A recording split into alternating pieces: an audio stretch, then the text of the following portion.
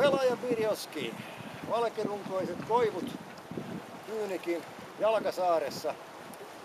Punainen piippu taustalla punaisessa Punikki Tampereella, vaikka valkoinen Suomi aikanaan voiton otti näistä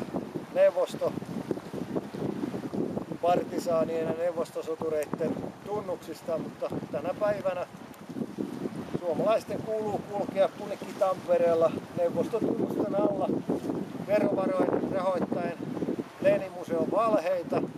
Odotamme, koska kaupungin johto ja hallitus pukeutuu punikkipartisaanien asuihin ja kouluihin tulee pakko Venäjä. Ysenkolaiset rotuopithan ovat edelleen kunniassa, kerta sinisilmäinen valkoinen suomalainen hetero. Sehän on rasisti ja sellaiset pitää tuhota. Ainakin siis mikäli on uskomista lehtineekereiden mediassa kylvämiin erilaisiin nykyajan neuvostovalheisiin. Mutta minä, Seppo Lehto, laitan tämän Lenin-museon tuotteen sivuun. Katson,